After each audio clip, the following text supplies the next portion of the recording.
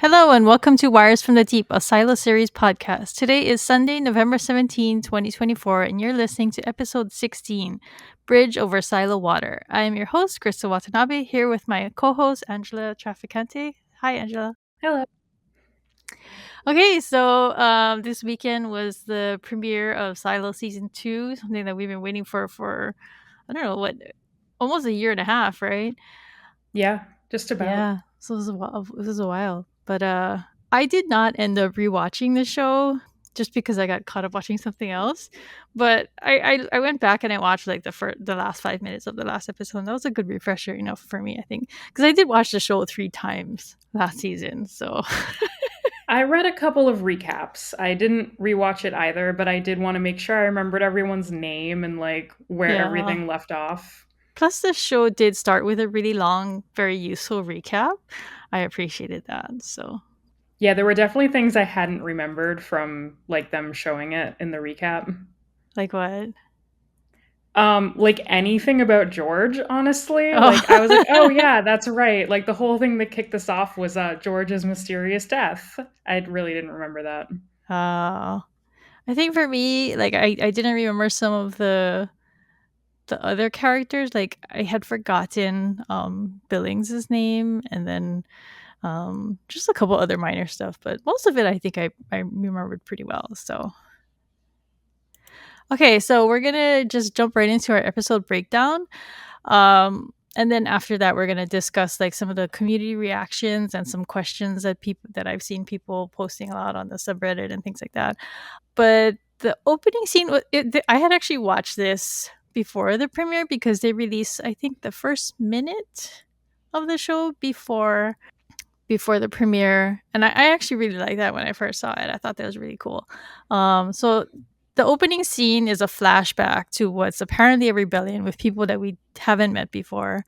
A young boy named Tim brings a note to his dad, who's a sheriff, and they're standing in the dark with a bunch of other people, and he passes a sign that says "Thank you, founders," but the thank you is crossed out and it says "Fuck you," and then it says "Liars" at the top. And so Tim carries this message to someone who's guarding, I guess, the bunch of people. I think they're standing on the staircase, right? Yeah, It they're was hard standing to it like was hard to right see. outside the airlock, I guess, and those long they show a scene shot up that long set of stairs. No, actually, I think they're underneath IT because he tells him Oh, no sorry, you're light. talking about the other thing. Yeah, Yeah, not the yeah, group yeah. of people. Yeah, no, it's the group of people, but it's before they storm into IT. So I think they're below IT, and they're about to storm, and that's why they said no light because they're trying to keep their presence their secret. But he brings his dad a note that says the generator will flood in 15 minutes, and it's a note from engineering. So I guess my first question was: are they flooding the generator on purpose, or is it going to be flooded and they're just simply relaying when it's going to happen? I got the sense that we don't know and that we're not supposed to know. Like Hmm. I think they're leaving it intentionally vague because I don't think we've seen the last of those people, and I Yeah, think we're gonna see yeah. the situation play out more Across like the as season. yeah, across the season as Juliet discovers things about like the new silo. And yeah, so I think we're like I think we got a snippet of it, just enough to give us like the context for why they Mhm. try and leave, but I think there's more to it. Yeah, actually, I had that thought too, just because of the actor who plays the sheriff. I recognize him from. I recently watched White Collar, and he was a kind of like a pretty recurring villain character in that. So I feel like he's too big of a name, like to just die in like the first 5 minutes. And bye, that's it. This I'm really lucky. I don't watch a lot of TV or movies, and I never remember actors or actresses. So people always say that that tips them off, but it never works for me because I never remember anyone. So That's to so me, funny like because I'm the if they're exact famous, I would opposite. know. I'm the exact opposite. I'm always like, "Oh, I know that person from this episode of this show," and people are always like, "What? What are you talking about? How can you know that person just from one scene?" But Yeah, yeah, that's my I'm husband. I don't have that sort of memory, and he's always the one doing that. And so I just think, like, as you know, as two people between us who analyze a lot of stories, I just kind of have the gut sense that we're going to be seeing more of what's going on here. Okay, so the sheriff then calls for 5 bells. And then I was a little confused by this part because then they cut to the people at IT who are defending it, who I assume, like, we'll get to this later, but I assume the guy talking is Russell, the head of Yeah, IT. Just an impression I get because he seems to be the leader. But then he says when they call for a certain number of bells that it's time to attack, and he says, "I guess it's three." it's And I was, 3. Yeah, and I don't yeah, know. That felt like I such a totally, useless line of dialogue. I know I didn't get it because he just said five, and he says apparently three, and I was just like, what? And then I I think need they to, play like five, they ring five, right? they did. Yeah, I think so. I don't know, maybe I need to, like, go on Reddit and be like, "Reddit, someone please explain. What are Okay, so your the theories?" right before they storm, the sheriff yells, "Take Russell alive, understood?" And then they charge, and there's a big gunfight with lots of guns, and then they don't show the explosion that takes out the bridge. I had thought they did, but when I went back and I watched it again, they did not. But I did notice on my second viewing that when they start going up the stairs to attack, the people in the front are carrying that heavy metal piece that Jules used later to make her sturdier bridge. And I don't really understand why. Because, I mean, I guess maybe they must have been the people carrying explosives to take out the bridge. I couldn't tell if, like, that was carrying something or if it's meant to just if they intended to use it as, like, a A battering battering ram, ram? because it does Oh, look like you maybe. could shove it into something, it would be pretty serious, do some serious damage, but I don't know. Uh, that's a good observation. Yeah, I didn't really think about that. Maybe. Okay, so and then after, like, I don't know, somebody falls off the bridge, and then they look like they're back in their apartment. They're cleaning up, and he's got blood on his face, and he's got soot and stuff. And he mentions that he didn't mean to, that his hand slipped. So what do you think he's referring to? What did he do? I don't know. I will admit, a single watch through that scene makes it a very confusing Mm-hmm. scene. Um, I I only got the vague gist of what was going on from all of that stuff, so I don't even know. I So remember the line, but Yeah. So I think that's another clue that tells us that we're going to see more of the flashbacks, that we're not done seeing these people, because it's like a leading thing, right? What happened, and they didn't show us, so we're going to see it later. yeah, they I started think where it got interesting, and I think we're gonna have to pull it back a little to show, yeah, like, what yeah. happened up until then. Yeah. And so I think there's two possibilities. He either is referring to the explosion because he says his hand slipped, so I don't know, it kind of sounds like a button for the bomb or whatever. Or it could mean he accidentally killed Russell. Because I don't know, maybe his hand slipped on the trigger or something. Just putting out there two possibilities for why would be referring to his hand slipping. Wait, but I thought that was Russell. Is that not Russell? What do you mean?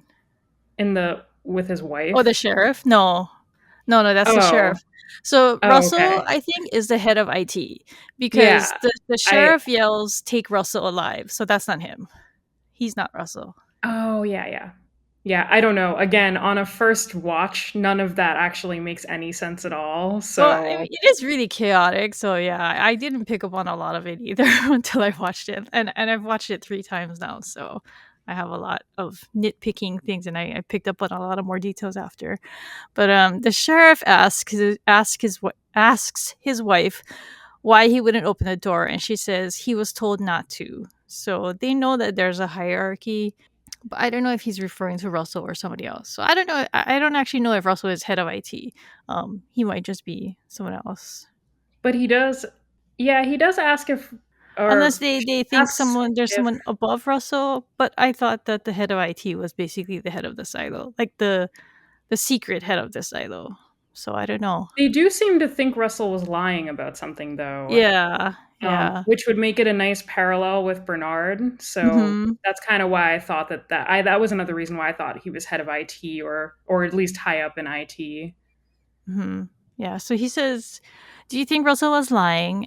And he says that there's one way to find out. And by that, I'm guessing he means going outside. So Yeah. I'm thinking they're talking about whether the display is alive because that was a big question from season 1, right? So they're probably wondering the same thing. Is the world outside green or dead? That's probably what they're trying to find out. That would imply though that they, yeah, had to have seen the green version of it, like someone must have leaked the video or similar to what they were Yeah. trying to do in Silo 18. Yeah. So they had to And have had some information going both ways yeah, somehow. something leading up to what's happening. So she says, "What if he is lying?" And he says, "We're all dead anyway." And I'm assuming that me refers to the generator being flooded because if the generator is being flooded, they don't have any power. But IT, like people on the subreddit were saying that that back in season 1, they said that there's a backup generator in IT, presumably for their servers, just in case.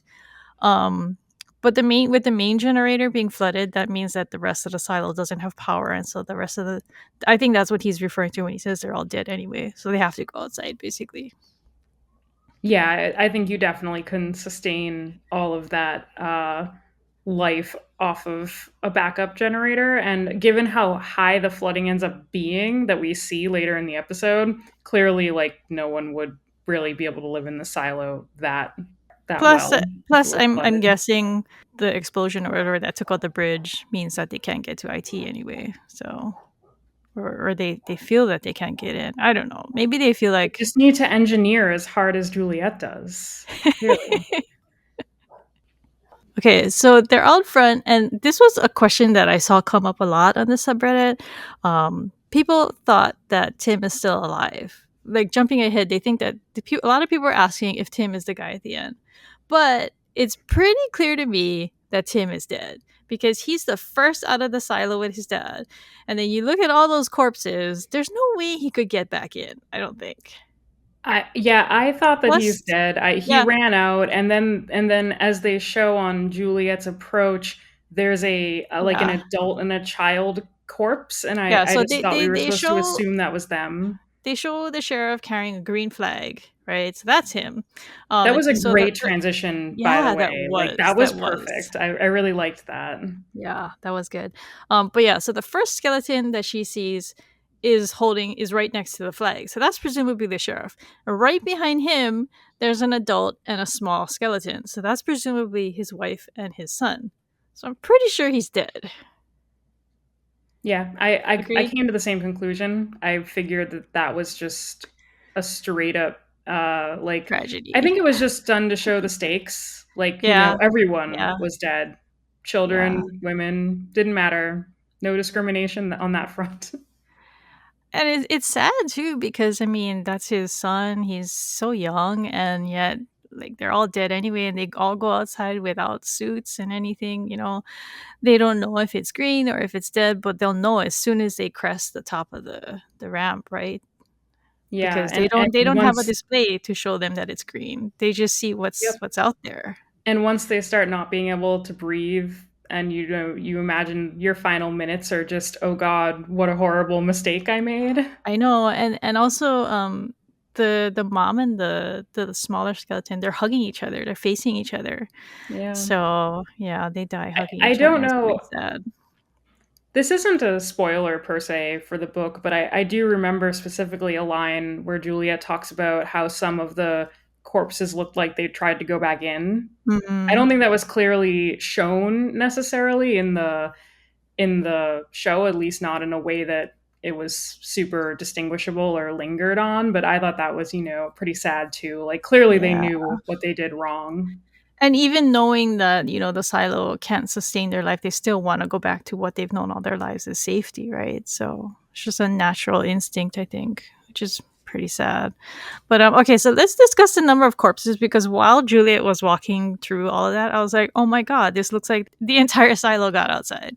Right? And so I tried to think about like what would cause like this because since she finds the sheriff and his family first, or she passes them first, that just kind of shows that they got pretty far out, and everybody behind them. I guess I'm just wondering.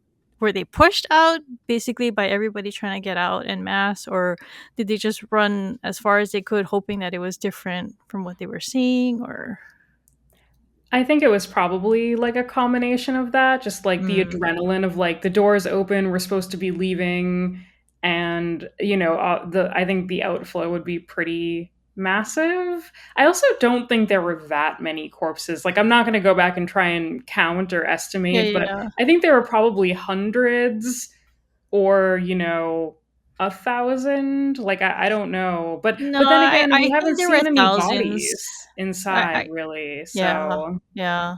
No, but, like, when they do pan out and they show, like, how many there are, and I think there are thousands. I don't know about I al 10,000, but at least several thousand, I think, I just by, like, also a rough think that estimate. I'm always a skeptic when it comes to this sort of thing in terms of, like, reading too much into it, because 'cause I'm also like, clearly the The screenwriters and the the production wanted VFX to make an people. impact, and the effects people wanted to make an impact with the number just to make it look really devastating, Yeah, so I don't know, I think it was just supposed to convey it's a lot or possibly everyone, and I don't know that you're supposed to read that much into the yeah. exact number. Well, I mean, for me, I can like see like an explanation in the fact that because like I saw someone comment on the subreddit saying why would everybody go outside? Because if the people out front saw that something's bad, like why wouldn't they like tell everybody else, oh, go back or don't come out? But I said like once people start going outside, everybody inside is going to want to do that too. It's like FOMO, right? They're like, "Oh my god, everybody up front is getting outside and I want to get outside too." And they're just going to push, right? I think they're And I just think going to like you push. said, there's a they ruined the silo, Yeah. presumably, on the Yeah. way out. So there wasn't really a choice. That was kind of the choice they made by default. Yeah. I think it's definitely more like a fervor though. Like people just they get so worked up and so excited that everybody just wants to go outside. So they just push their way out. And so I think that would be one way to explain why there's so many people outside. It's just everybody was just so eager to go out and so crazed that they just went. Herd mentality, basically. Okay. So Jules gets in after some struggling. She finds a crowbar and a windable lantern, which really helped visibility. When as soon as she opens the door, there's actually light inside, which I thought was interesting because it shows that power's on at least on the top floor. She closes the door and she notices a tape on her wrist is coming off, and that causes her to panic. And she like runs through the cafeteria, and it says lies on it. She picks. This is where she picks up a couple of water bottles, and she starts running down the stairs. And this was actually another point that people were confused about, like why she started getting like frantic about taking off her suit, and it's because her air starts to run out, and I think it's because she was running down the stairs, and she was using her oxygen supply. She has like a limited oxygen supply because the people in silo 18 they expect her to die, so I don't think they give her a lot of air, right? Probably like Yeah. half an hour to an hour's worth. So by the time she gets in there, she doesn't have much left.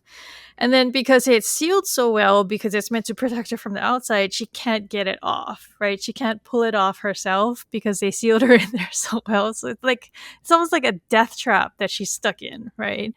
And then oh my god. So we were talking about this when we were breaking down the trailer, right? Like what is this crowbar smashing through? And it turns out that I think you said that it was her helmet. So you were right. She was smashing it through her helmet. Yeah, I that scene really, like, I thought it was incredibly intense. I was just like, the whole time, I was like, no, I'd be that person who'd hit my helmet so hard that the crowbar would go Yeah. like straight through my Yeah. eye. Yeah, me I too. And I would then have been story over. terrified to do that. And also, like, her suit's like fabric because you see her ripping it off later. And in my mind, I was just like, why didn't you go for any of the easier things? Like the neck connecting piece seemed like fabric and the rest of it's fabric. And I'm like, I don't know, you went right for the face Oh, shield, I which is think like not breakable plastic or I think glass she or cut it something. off. I think she cut it off, right? She cut like she was slicing down her suit. So she splashes water on herself. People ask why she did this, and I said it's because she doesn't know what on the outside of the silo is killing her. She doesn't know if it's like poison or if it's like toxic dust or whatever. So she's trying to wash it off with, and I think it's brown because it's in the metal water bottle, so it's rusty. So it's Yeah, rusty that's water. actually a pretty interesting like scene because I wouldn't have expected her to necessarily have the foresight to do that because Mhm. it didn't like because I'm it's unsure or it's unclear what what they know about the outside world or what they know Yeah. about contaminants in general. So I actually thought that was like really smart and possibly not something the average like silo dweller would know to or think of to do. Yeah. Yeah. Although, I mean, she does have her whole life to think about what's killing them outside. So, I guess that's true. but yeah, I do think that that was pretty smart of her to do. So after this, she goes exploring. After she gets her suit off, she goes exploring and she finds an apartment that's actually got lights on. And she passes actually a lot of brush and growth that come out of the walls. And I was really curious about that because the growth is coming from.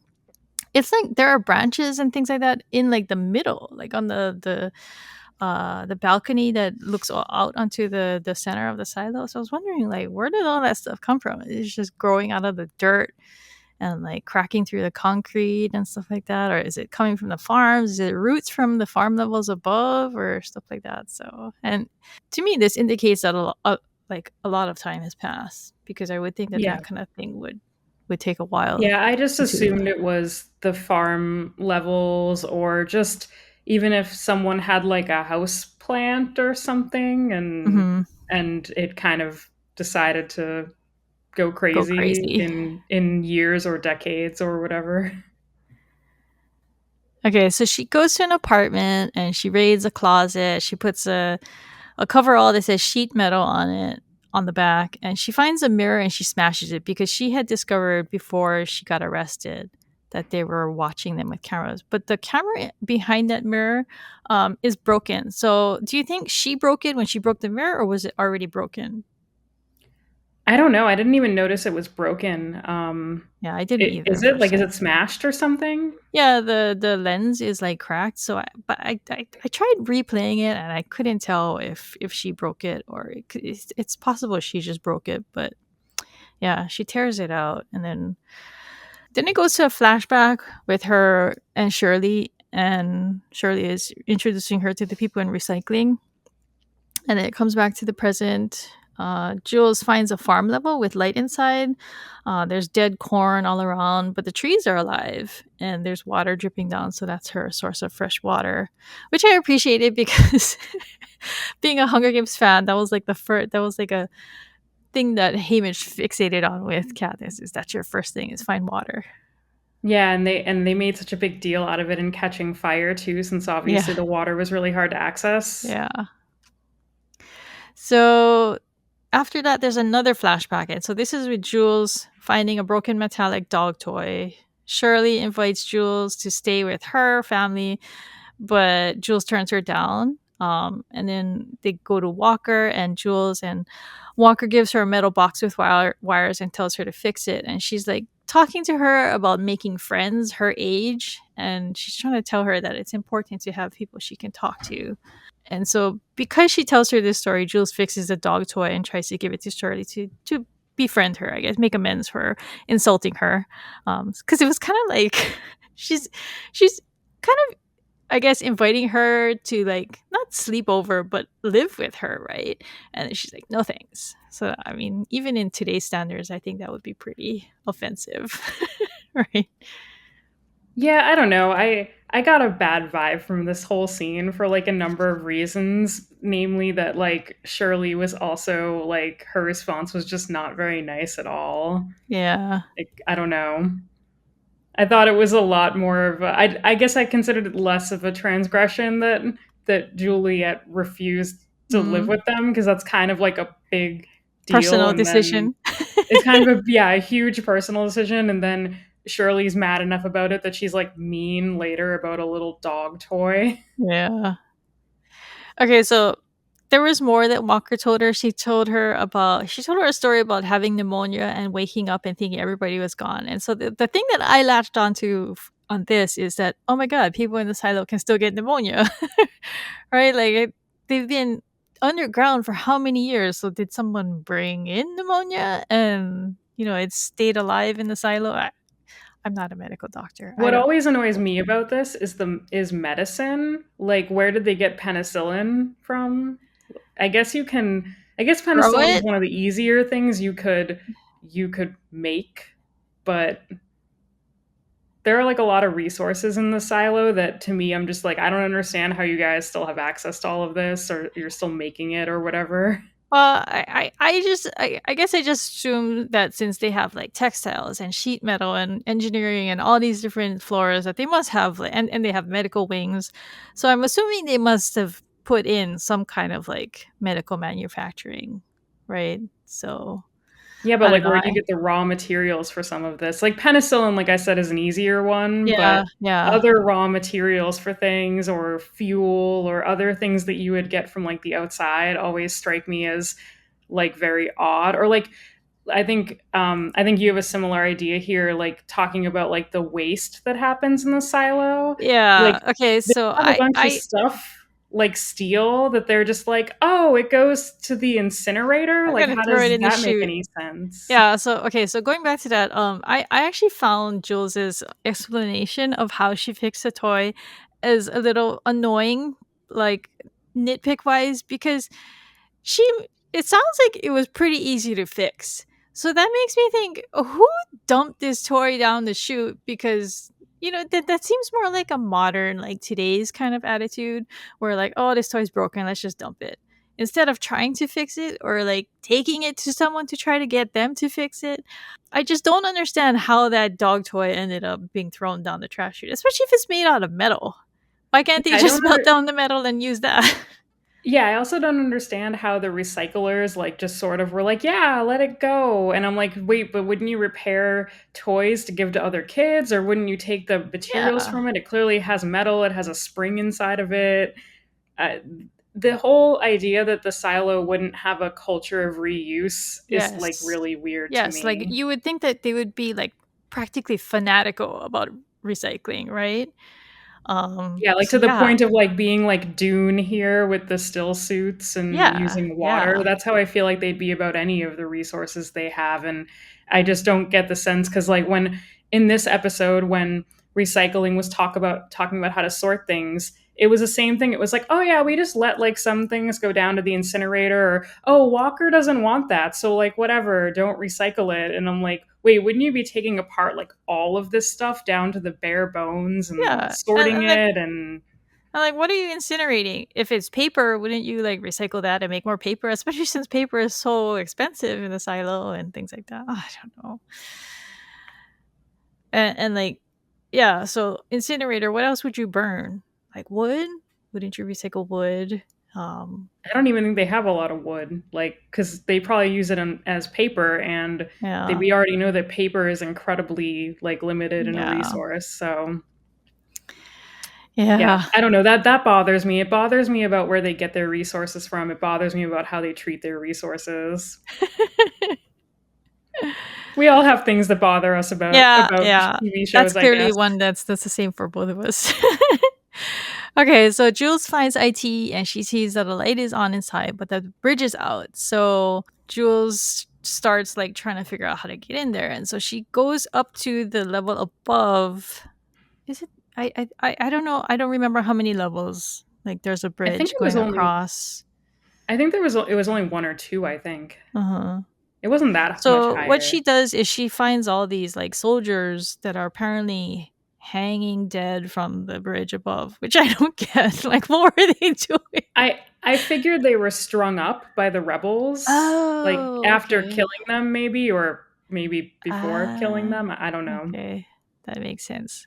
So, okay, we're gonna go into another wasteful tangent. Why does she cut all of these ropes? Like I would think that like rope is not something that a single person can very easily replace, and I would just like if it were me, I would be like I need to like try to save everything I can. And they didn't look like they were like tied really tightly, so I just didn't understand why she would just cut all the ropes, and I wanted to know why the body that she lifted up was so heavy because I guess I just thought it's a skeleton, right? Aren't skeletons pretty light, especially if the body's like all the flesh is rotted away? But I don't know if maybe he was wearing a lot of gear or whatever. But Yeah, I agree on the rope thing. I think the only excuse I can possibly give Juliet is that she seemed like she was in a rush and pretty frantic to like get this stuff done and pretty focused on it. So she was probably thinking like, I need a length of rope. How do I get it the fastest way possible? But I I think guess. she's kind of in like engineering mode, like kind of goal oriented at that point. I did want to point out though, since we're talking about rope, that I love that they use like real knots in this.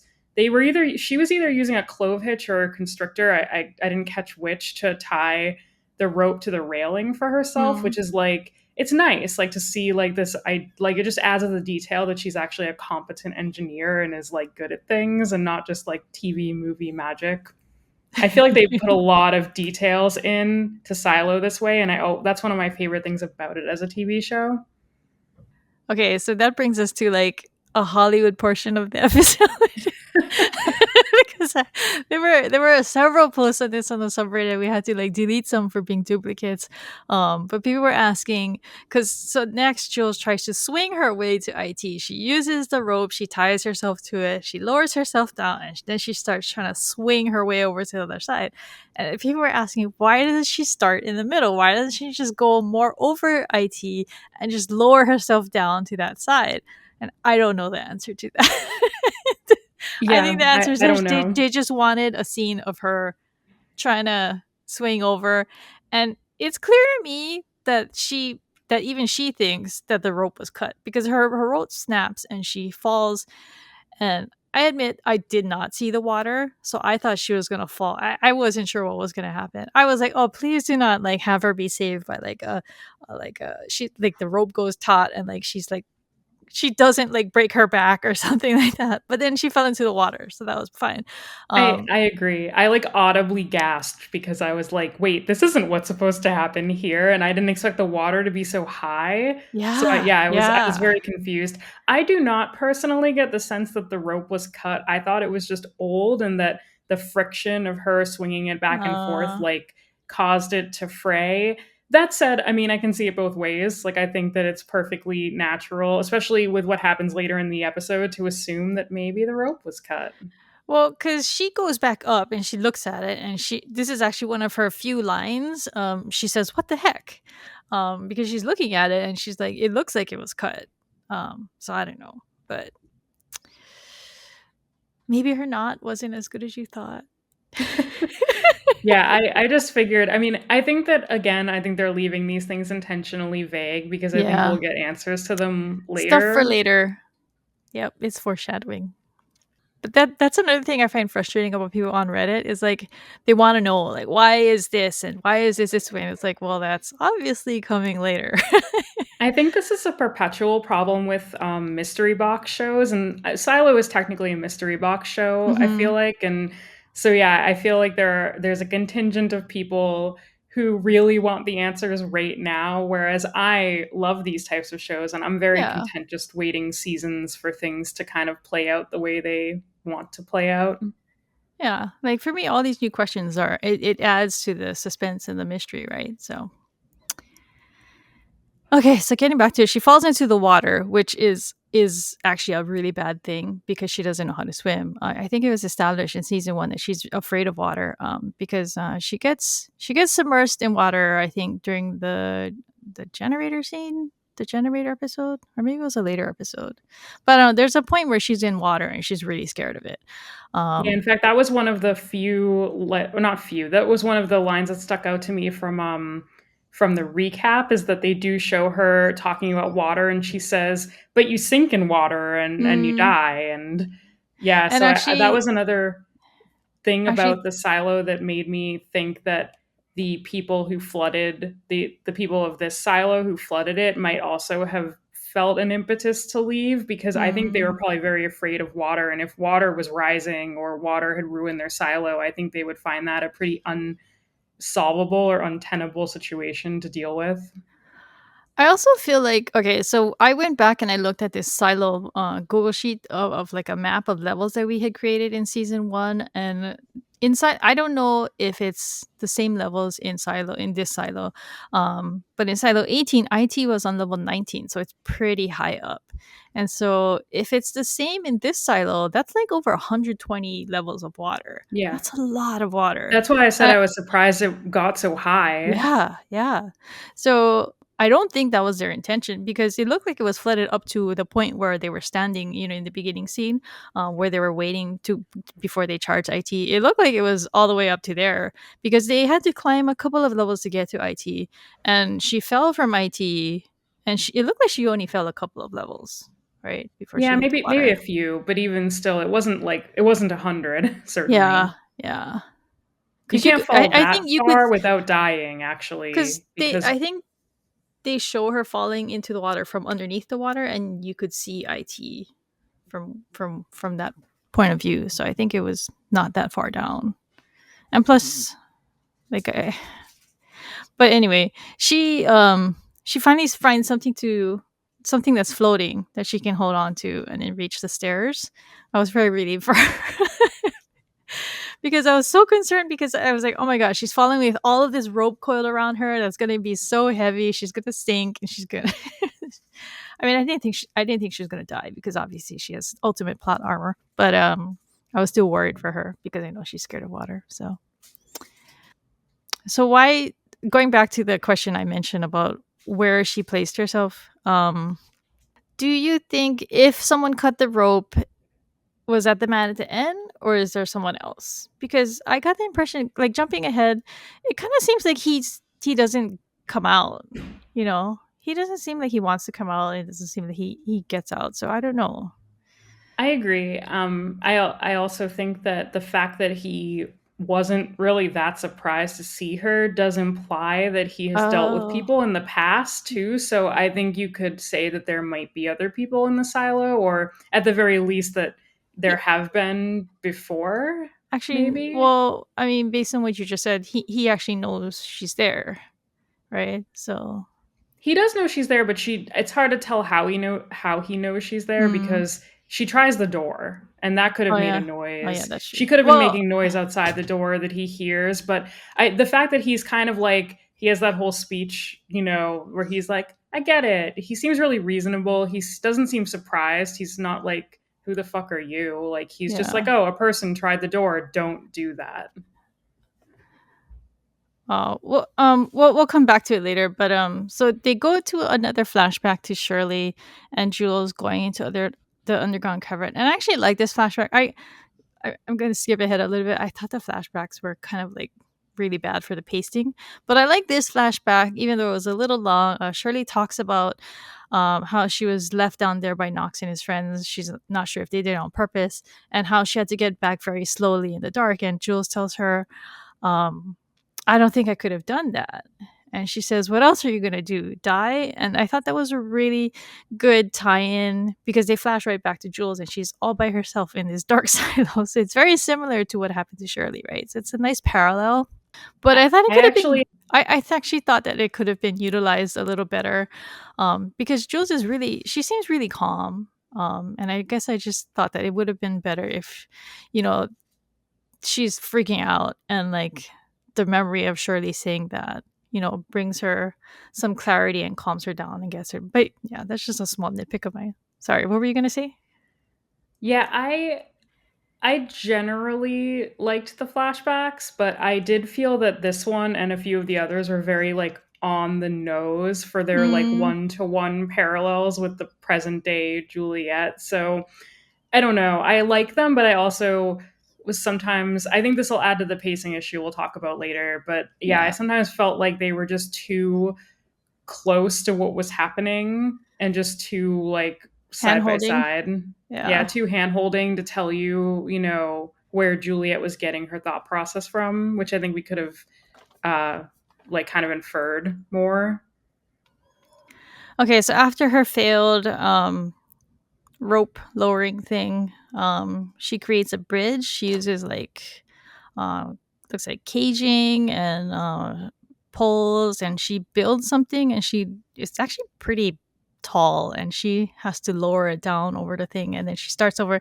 And oh my god, this bothered me so much because she starts going over really slowly, which I totally understand because she's trying to test like the strength of it. But then as soon as it starts bowing, I would have been like, oh my god, it's time to run across. But then she still goes really slowly, And I was just like, oh, what is she Oh doing? my god, I know. It annoyed me so much because if I were her, I would have put my like I would have stood on it, tested it, and the moment it like worked, I would have just like ran across. Yeah, Like especially why would since you want to be on it any sh longer than you she's needed to tied be? too. Like, she has to cut the rope because she's tied herself to the column, so she knows she's secured. So I was just like, why don't you just run across? Sometimes she's smart, sometimes she's not. But yeah, this is another Hollywood thing. Obviously, she went across slow, so they would break, and she would be like barely hanging on. She has to pull herself up. It's like for like Yeah, the gasp rope was just effect. like 3 inches too short to make it more dramatic and all of that. She wouldn't have measured it, right? All right. So, and then she heads into IT. She finds a fan blowing on a card on a lanyard, and then she turns it off. And then she heads back outside, and she decides that now she's gotta like secure the bridge. And this is where she finds that metal thing that I said mentioned that the rebels were carrying up. Um, but this is what's confusing to me because it's leaning on the entrance to IT, perpendicular to the bridge. And then when they show her like struggling to like push it onto the barrels that she's lined up, it's parallel to the bridge. So I was just like, oh, what magical like feat of strength did she find to I just figured she carry this used thing some sort of herself? leverage, like the same way I she opened the door guess. to get in, but again, I kind of gave them a pass for some of this because I was just like, get on with it. Okay, she's smart enough to figure out how to get this to work, so let's just go. Yeah, so I'm gonna say that while I was watching the episode, none of this really bothered me because I was in the episode and watching it. I was enjoying it. It's only after like I started like picking it apart and looking at things and pausing and stuff like that. So, all The whole scene, right, I think, requires a bit of like a suspension of disbelief succession. Yeah, because also like the bridge, the counterweight she put on it didn't strike me as enough enough. counterweight She actually and jumps on it at the end too, but she looks like she wears like weighs like 100 pounds. So I don't know if that does anything. yeah. So I kind of put that entire scene in the category of like, this was fun to watch, but don't think about it too hard. Yeah, yeah. But it's also funny because the episode is called The Engineer and it's like supposed to be highlighting her engineering prowess, right? And she does do some things like so well and smartly. Yeah, And I yeah, appreciate that she doesn't do that thing where she talks aloud to herself like the entire time. Like I yeah, appreciated the minimal dialogue and just getting to watch her and see everything play out rather than have to be told everything. yeah, But I yeah. agree, some of it I was don't really like that a little either. strange. To me, when you start talking to yourself too much, you're like, what's his name in Castaway? You know, it's been a long time and that's why you talk to yourself that much. Okay, so as she's going into IT, there's like all kinds of stuff written on the walls. This is where like the stuff that says like, "What are you hiding, Russell?" I think this was either written on two walls or like they accidentally had her walking past the same wall twice. I don't know. And then there's another wall that says "Truth" on it. She goes through some doors, and it says, "Any survivors, please help us." I couldn't see the other thing. But the reason she's going in is because there's a song that starts playing, and apparently it's called Moon River from Breakfast at Tiffany's. But did was there music in Silo One? I don't remember. I thought I recalled there being I some mean Silo celebration 18. that Sorry. they had where there was like instruments and music, but I don't recall if they had any recorded music or knew what like a recording device was. Hmm. Yeah, I got really confused because it was a shock like to hear, In especially fact, since it's an old song.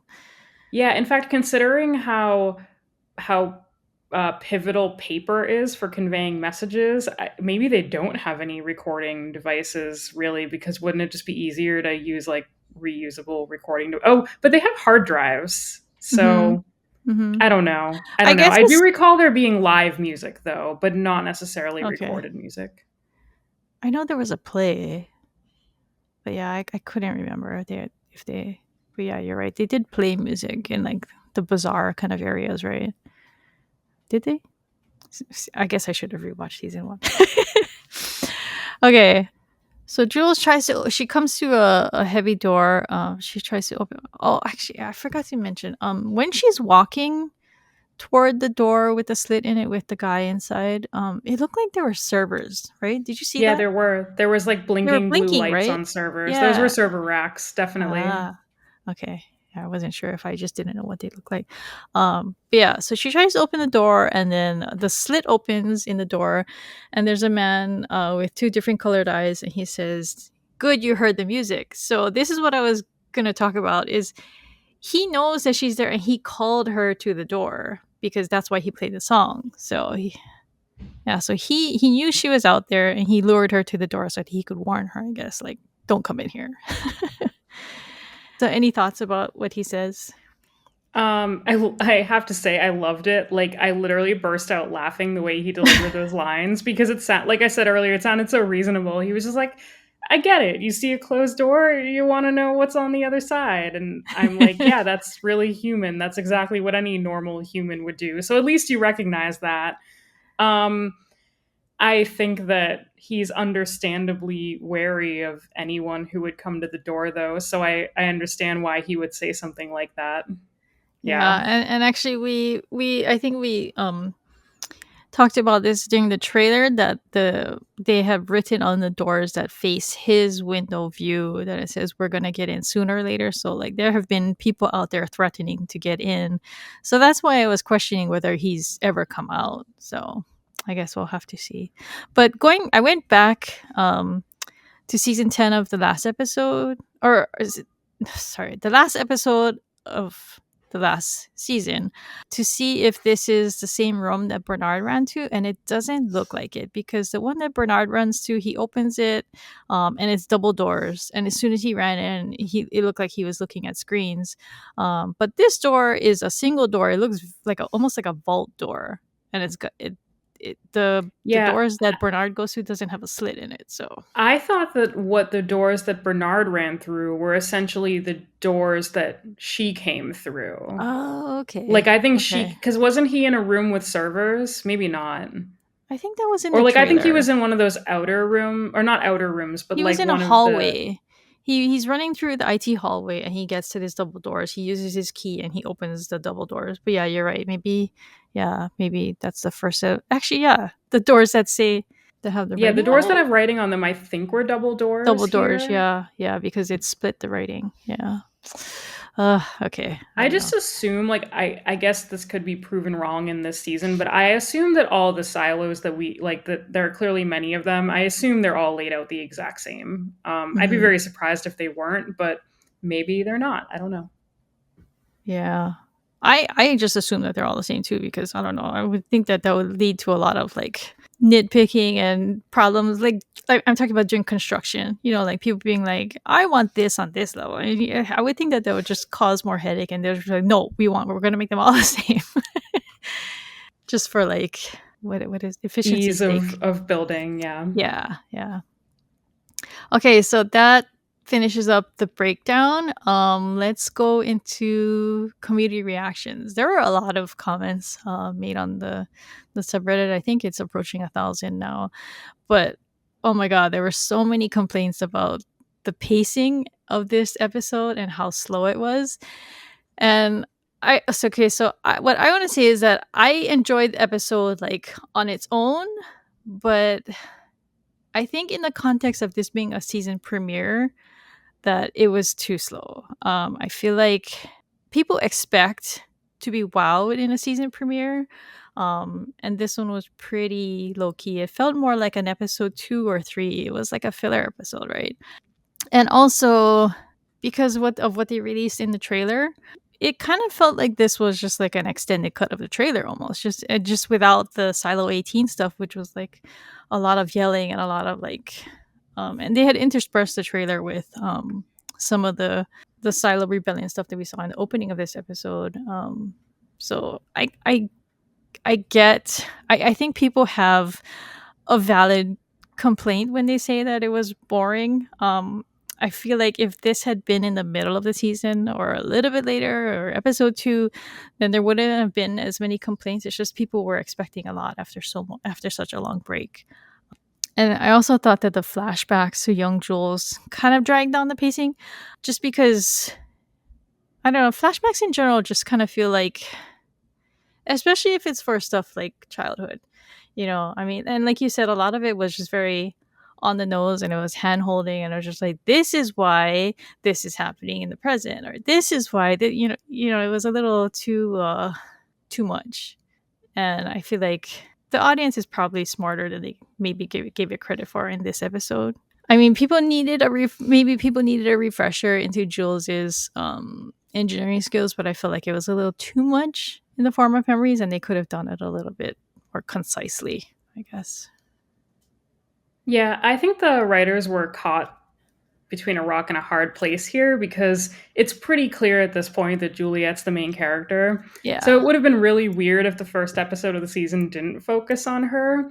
And she also had like the most dramatic sort of cliffhanger from season 1. So not showing or like immediately addressing what she saw and what we saw probably would have been like a mistake. But I agree a lot. Like I really agree with what you said about this feeling more like episode 2 content. Um because I did like the episode a lot. I liked the vibe, I liked the atmosphere, I love the set pieces. I loved the minimal dialogue, like I said, but I can see how others would find it boring or like just incorrectly placed in the season. And the yeah. fact that they brought almost nothing in of what was happening in In Silo the other 18, Tyler, yeah, I was kind of expecting a cut to something going on over there. So yeah, I agree that I do not agree that the content itself was boring, and I did enjoy it a lot. I do agree though that for a premiere, it yeah. was a little odd as a choice. And I think the ending scene is probably it probably didn't have maybe the impact that it could have had if it hadn't been in the trailer. I feel like people who have been really excited probably watch the trailer a lot. So they already had that who is this guy moment, and so when this season premiere ended with the same thing, the same who is this guy, it just kind of feels like, oh, I already saw this. So it just, I Yeah, guess I can feel like that being kind of a letdown because it's just like a rehash at this point because of what was in the trailer. So I think you made a great point about the trailer opening with the opening of this episode and closing with the closing of this episode, because I do think it does mentally make it feel like we didn't see a lot happen.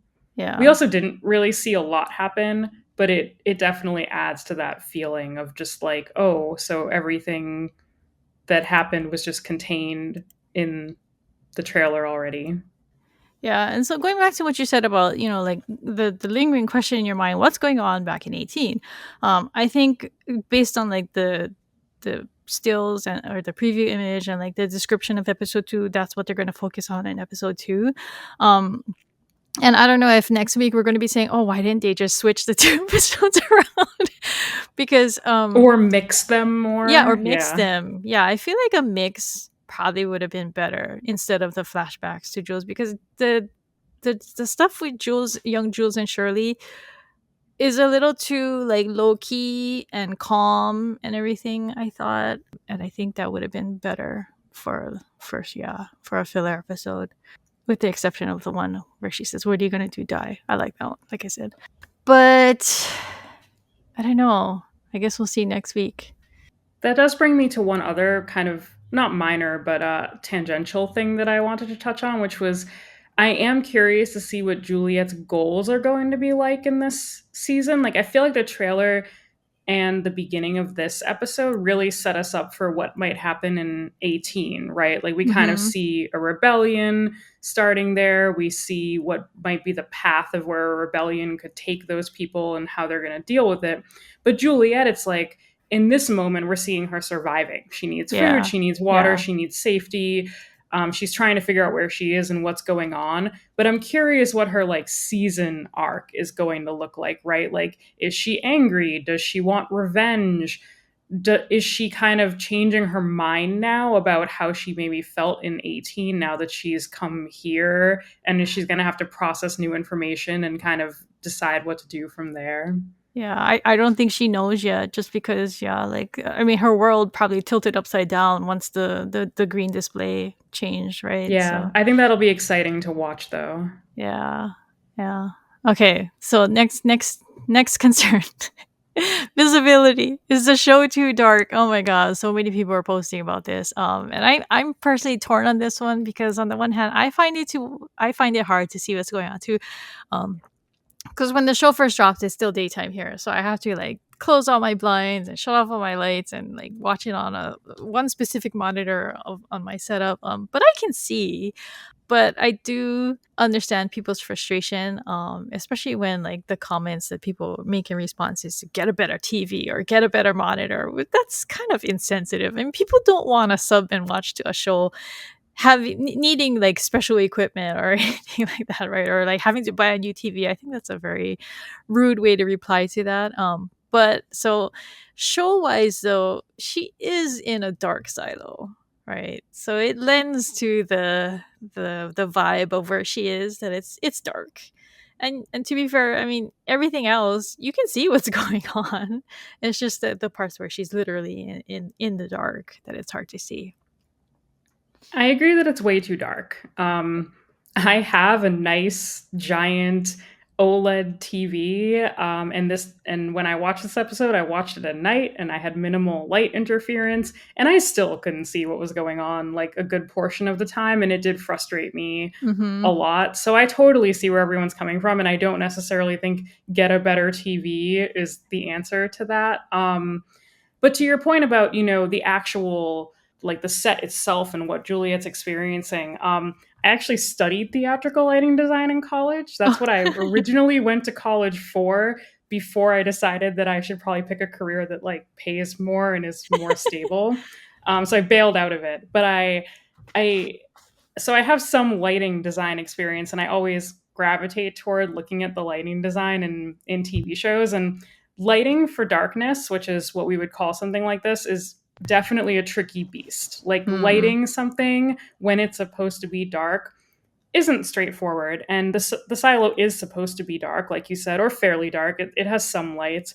But there are tricks you can use to mhm, embody the idea of darkness without making it too dark to see. So there's I'm not going to go into it because it's boring, but there's plenty of ways to use contrast and negative mhm. space and lack of permeated light and whatnot to do that. And I don't know, I kind of felt like they could have done that, and a trained professional lighting designer could have been more effective with that, or whatever post-production things they did could have made it so that we could see while still getting the idea that Juliet's in the dark or in the near darkness. So it did And I kind of al frustrate me. and I also feel like if this many people are complaining about it, it becomes a valid concern just because so many people are so frustrated with it. Because if this many people are struggling to actually watch the show, then I do think that steps should be taken to make that easier on people, you know? Um, I think that's basically it. We covered everything. The only other thing I want to talk about was what you think, or let's talk about what you think is coming for the season. I definitely think episode 2 might not have any Juliet in it at all, or Uh, very little Maybe at Juliet. the end. Just the way, yeah, just the way they styled this episode. I kind of, you were kind of alluding to it earlier. I think we're going to see a lot of Silo 18 in the next episode. Mm-hmm.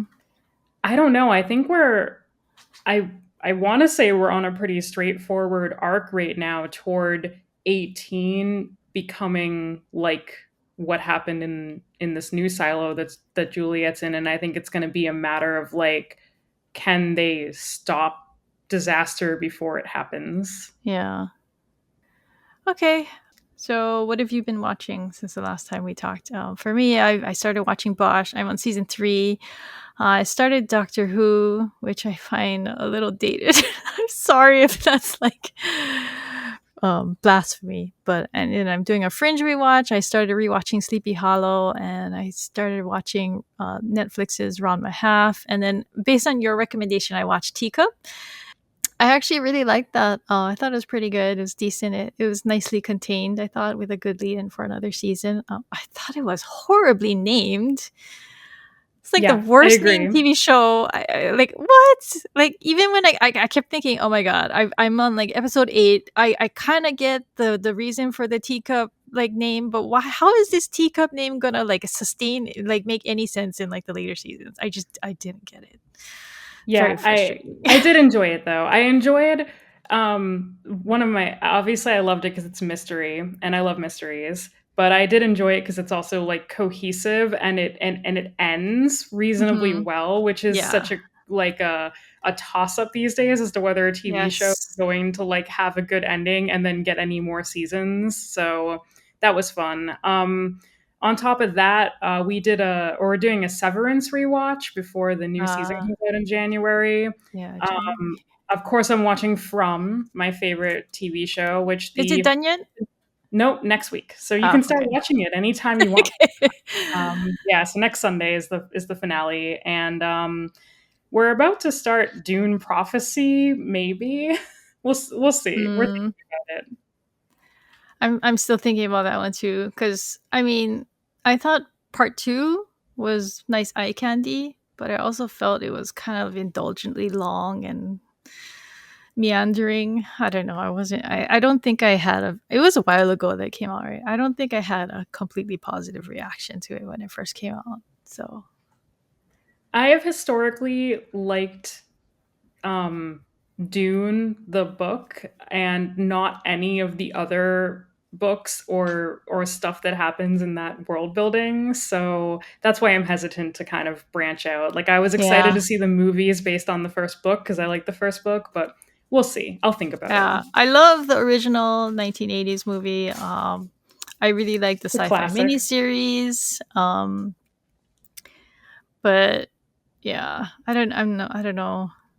It was like I said, it was really nice to look at, and it was well acted. But I don't know. There's just something about it. Just it doesn't pull me in. And like you, I've only read the first book too. Um, I don't know.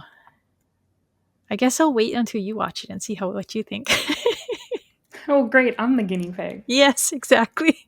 But I'm also gonna start watching Cross. That just came out this week too on Amazon. That's based on Alex Cross, James Patterson's character. Oh, And yeah. I used to really like the Alex Cross books before. I used to really like, and there were movies I think with Morgan Freeman, and then there was I think it was another movie with Tyler Perry. I thought that one was pretty good too. So yeah, Yeah, I'm there's a excited few to more watch things that. coming out in September. Yeah, September. It's not September, Angela. Um, there's a few more things coming out in November that we have our eye on. So there's still a lot to watch before the end of the year. Yeah, yeah. But I'm interested in Cross because it's actually not based on any of the books. It's like what is it? Jack Like Ryan. They just original take the content. yeah, Yeah. it's original content. So it's like Jack Ryan, where it's like they just take the character or the characters and then they make their own story. So that I think that'll be interesting. So I'll let you know how that is. Okay, any last thoughts? No, just excited to see what the future brings. All right, so thank you for joining us for another episode of Wires from the Deep. If you're enjoying our podcast, be sure to tell other Silo fans that they can find us at wiresfromthedeep.com and leave us a review on your podcasting platform of choice.